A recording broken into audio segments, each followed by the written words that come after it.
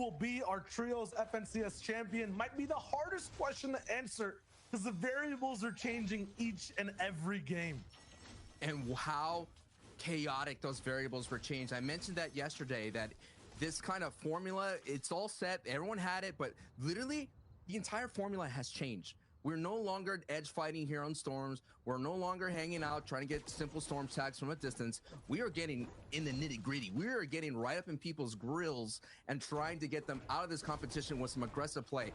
Just seeing Advise's trio literally land on Cammy's on that split on one of those trio members, like that in itself shows you how aggressive people are. And for the first time in a long time, Shio, we may have a zone being up north. And that's going to be spending some great news for Hen's trio, who's been always making these crazy south migrations, right? Finally, they get one in their backyard. So it's going to be interesting to see if they're able to walk away with the victory out. And one thing to point out, though, is we saw that Hen and Janice were going in there basically in that final movings as basically as duos, right? And what would we say? They will find a way to get some good placement out of that and get some elims. And they ended up in third place, Hen getting all the way to that point. And that's what's been working so well for them. And if you try to do that formula or somebody else, it just doesn't work. It just doesn't make sense. It shouldn't work. But Hen, they end up making it work so well. This is like the one math class that I love because I can actually understand it and follow it through, right? Just expecting good players to play great. I feel like I'm actually at home and now I'm learning. Still, though, for Matzo, Amplify, Benji, that last game, huge for them to take over at first at one of the best positions. They were beaming down below. They get knocked down one tier to third now. They're still kind of in that running. It's just 5 points of a difference. But you have to remember, Sancho, right? When these teams have an opportunity to steal a game over, when they have an opportunity to be the guys controlling the lobby and they miss it, that hurts because that opportunity doesn't come every single time.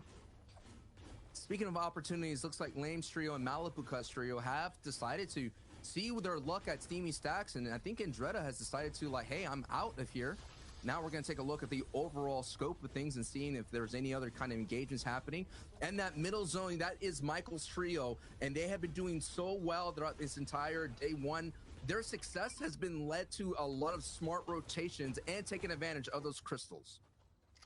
Absolutely, those crystals letting you just jump back and forth. The 0-point crystals, of course, have so much more flexibility. That overhead map shot was just really cool too. You're noticing that a lot of trios are splitting more and getting more, being a little bit greedy off their POIs. Oh yeah, this is huge. It makes it look like a beautiful painting, though. It's nice. We get art inside Fortnite amongst all the action.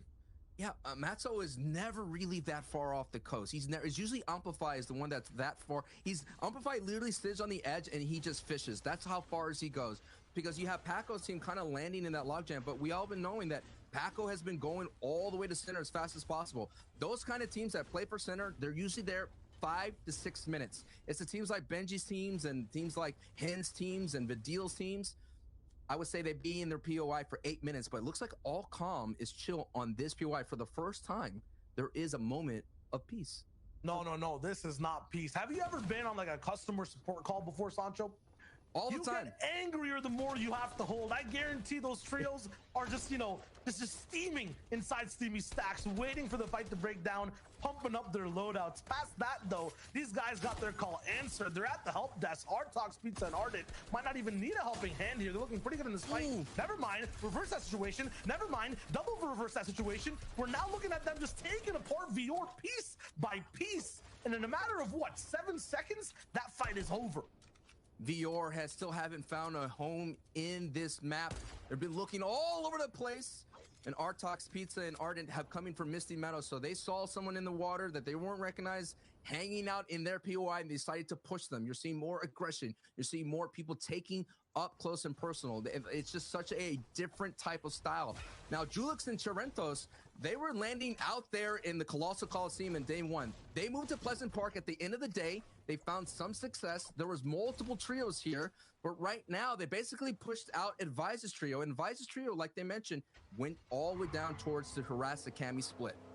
Yeah, this is kind of like, one of those reality TV shows, Life Swap, right? So it's cool to see how these guys are playing in each other's POI swap, right? Yeah, POI swap. It's just so different because these guys just leave so early. Julix and company, they just go straight over to a different POI fast. Meanwhile, when we saw Cubics yesterday, he spent a long time there, enjoying the home, cooking some food in the kitchen. You'll notice 2 cars, these guys are gone. Maybe upkeeping metal? Nope, they're skipping that. Toronto's taking snipes at the passenger side. They're looking for more across the map.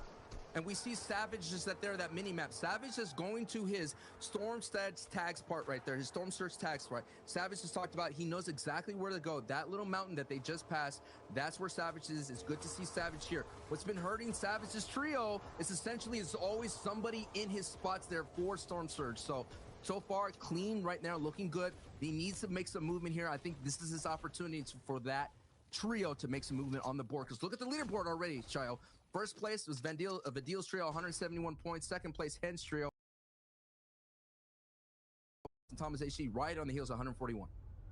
I got to message the back end and see if we can support these many points being dropped down by the first place team. We're almost at 200, and including this game, we have 5 more to go. So, like, I'm not even sure what records are about to be broken inside this FNCS if Vadil, Noah, Riley, and Reason get, you know, maybe just 2 more games, do what they do.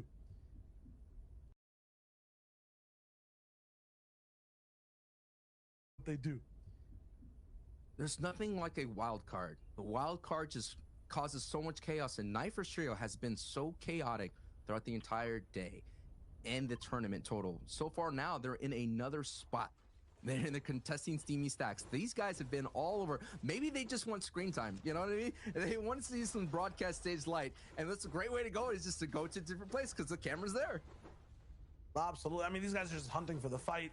It's nice to be dynamic and stay on that north side. You got to remember this game also might be different because this is a very different type of zone. Usually, if it was the south, you see the mountains, or we're in the dry desert.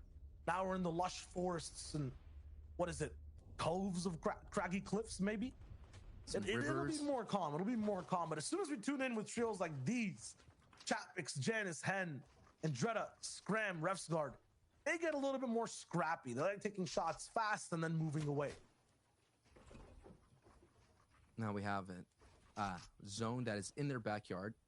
Janice, Hen, and Chapix, they have opportunities where they kind of push up to the north side. They love to get the scavenger route team. So that's why they're making their way towards those houses. We don't know if anyone's there because right now, Knifer most likely rotated down into Steamy Stacks from that area. So if Hen, they get an idea where this trio is, they most likely will push down to here to see what they can do. Because right now, this is that dead side rotation. And Hen, Chapix, and Janice, they love to make those kind of rotations because it works really well for their playstyle. And like I mentioned, day one, all those trios that do dead side rotations, play for height, like the Analyx and the Hens trios, they were just always not getting that 5th zone, or when they did, an RPG will come in and stop them, or someone would really be aggressive for height, like Trulex's trio. So that's what's going to be going for in this day too. Like, what kind of height takes, retakes, or height plays are we going to see? And also, for the bottom of the board, what kind of adjustments they're making in real time. And I think you're right, Shayo. They want to be aggressive to kind of close the gap with some 2-point elims. Might be the wave. Could also just be having a good time. It's fun to run around in the grass, right? Like, we've been seeing everyone just held up in boxes. Maybe you want to stretch your legs a little bit. Mayhem definitely doing that all the way up in the air. Teams on the other side. Yeah, now everyone's in box mode. You see it happen every game. This is Snap's trio. Snap, obviously, Snasty on your screen right now. Well, top 10 finishes on day 1. Impressive, but at the same time, it's day 2, baby. Day 1, sometimes the patterns might not be the same. It's not. It's completely different. Even the gameplay is different. It's unbelievable. So, very good record overall. Swag down right now. That's swab. I understand we get the cast and translate at the same time. Players like to get creative. It's a different language we have to work with. It's completely new. The dictionary does not exist for this language either, so you have to trust us on the calls. Lemunis and Robnik. Harry first game. Now they're actually in the business inside the circle, so things are looking good. Still now, you know, might be a little bit more of a sandpaper vibe in the desert. Everyone's stopping, not getting to push over the greener pastures. Unfortunate, but that means they'll have a chance for damage back and forth. Now we're saying to look at zone 2 in the middle of that zone on that same mountain where I just pointed out. Savage's trio is there. Now they're all together there. They have great vantage points looking for Storm Surge tags all over the place. But now you see Thomas HD and a Nas and Flick here coming down from Dirty Docks, seeing all the people, all the action out there in Steamy Stacks here. And this is why it's so dangerous if you kind of just go all in a outer POI fight. Someone's going to rotate and they're going to find you. So this is going to be a huge opportunity to start this match 2 here for Flick and Nos and Thomas to get some much needed Storm Surge tags. 118 is nice, but I know if they get a lot more than that, they're going to make very passive rotations going forward and have the opportunity to play for height. Might have to get some water for Flick as well. I think this man might be dehydrated waiting all the way over for that late game. Look at the loadout. It's fully close range. It's fully meant for those box dives and rotations and fights towards that end game circle. But if we're looking at patterns, one of these guys is going to go down. It'll be a duo game, possibly. And that'll be trouble if it is Flick, because that golden loadout looks amazing. Trader, Wishiwashi, and Rax, you know, first time looking in at big FNCS finals performances. They've had some of the most creative fights we've seen so far. Some really good ways to rotate around as well. Their damage threshold looks really good too. Yup, Scram and Chapix ended up fighting as well. And we can obviously see which way that fight went.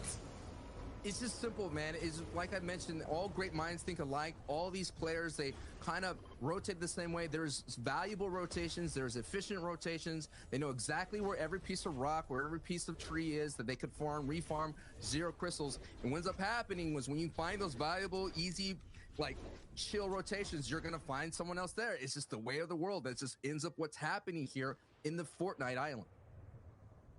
It's funny that they're even called 0-point crystals, because every time I see a team use them, they get way more than 0 points. Like these guys, they push in hard. Past that though, no crystals to eat here. So maybe these guys get left at 0 points, picking a bad fight. There goes Leo down. Right next, the Shizo God. Mayhem comes through to meet him through. They got so many floppers. They took out the heal man of the squad. Chug splashes, floppers, gas canisters, heals. This is huge. It's almost if Leo was a character and he just held on to all the floppers and he was trying to sell some, but they didn't have any kind of gold and they took Leo out.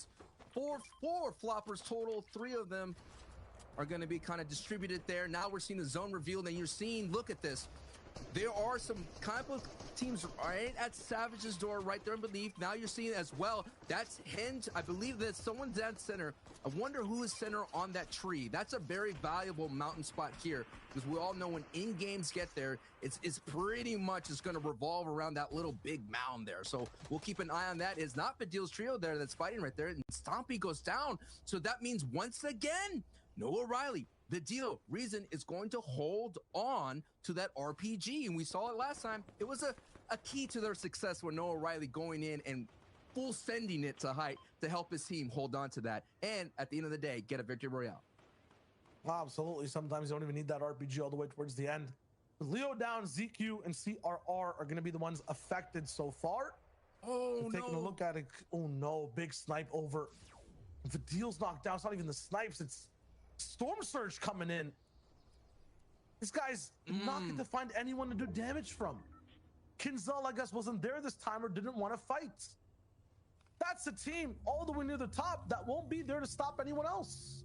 That's wild, man. Usually Storm Surge for that team is all about pushing people that are on the scavenger route. Egram was the kind of guy that did it. Every time they made those rotations on dead side, they usually unlock that. And Reason's still holding on. He's just doing all that he can. He's going into his heals. He has to survive 3 people here. 3 people have to go down, or if he get hit the snipe of his life here, it could happen. Can Reason hold on? He's going to have his eyes set on the tree on the left. This is going to be a huge opportunity. Does he hit it? No, he doesn't hit it. That's what he needed. He's going to fall shortly. And there he goes, down to Storm Surge. And that's the #1 team eliminated. 173 points is basically the lock now. If anyone can jump up past that, it would basically mean that they're in first for the competition. A second chance now for Benji Fishy, Matzo, and Amplify. Another big wave for Janice, Chapix, and Hen. to push themselves forward. They're the second place team currently. And for everyone else around, like the Siptos, Kinzel, CRR, Leo, who got rebooted, it's a chance to catch up, not having one of the biggest point hogs alive in the match anymore. CRR finds a pocket of destiny to get these frags and shots in. Not going to be possible for him to connect for any more, though. One flopper here, the whole trio alive behind him, but I don't think this is going to be the best lane to follow. This is a trap that Kinzel's setting. He can turn around really quick and find more beams. It's usually CRR trio is on the other side. This is not where they like to be. This is not where they like to fight, but you're just trying to get into these box fights out there, and it is kind of messing up their game plan that they're used to. Now you're seeing the lines are not set at the storm line. They're really going all the way out to POIs, and that's what Kinzel's trio did. They literally went all the way up to Craggy Cliffs to kind of third party into some fights here, and when they're able to do that, CRR definitely suffered, but there's still a team on the bridge. I also saw on the feed, Shio, Savage's trio taking out Pablo's trio, because we all know Pablo loves center, and Savage's trio was already sitting there, and they had a box fight, and Savages was able to kind of take out one of those members. We'll take a look if Pablo's trio is one of them still around here shortly. This is the worst spot for Benji fishing bots. Oh no, every single Benji. time, every game. Scooped up from the dirt by a shovel of shots from high grounds. And now there's no way that these guys can dig back their chances at staying in this game. No shields, no reboot men in sight. Matzo and Amplify have to operate as a duo. I know they're powerful, but they're so much stronger with Benji at the helm. Moshi's also just pushing right by towards the box. This man has taken out some of the most high-profile teams towards the top spot. In game one, it was Seti, Kami, and Teak. In game two, it's Benji Fishy. These guys are basically bounty hunters running around the map.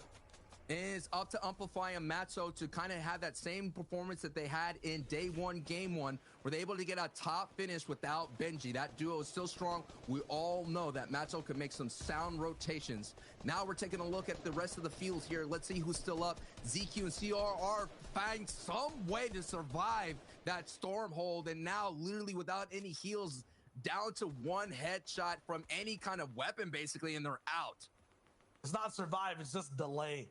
That's the operating word. How far delay can they get before they're taken out? I'm optimistic. I think they could pull a miracle. Man. Like, look at the HP. I'm not in this game, Sancho. I think I have more HP than these guys in total. Here we go. CRR, we know, has the ability to do something, pull a magic out of his hat and get some beams right there on Wakey. This is an opportunity. You know, if they get a refish, they're right back in, and no!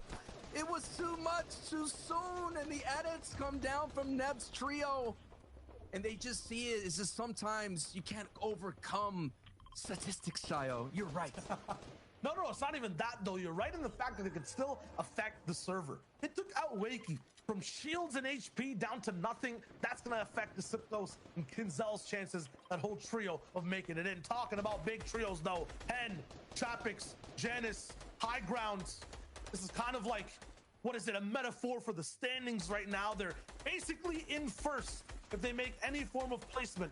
They already have 2 elims, so they're basically tied now for that first place slot, and they're looking down on everyone, making sure no one can touch them on heights. And it was Hen's trio that was sitting at that tree mountain. They were the one there as well, set up early, and they had so many people try to claw away and take height from them. On the rotation from the other side of the center from previous zones, it is Savage's trio, and they're making their way into this fight as well. This is a match they desperately need, in my opinion, to make some moves.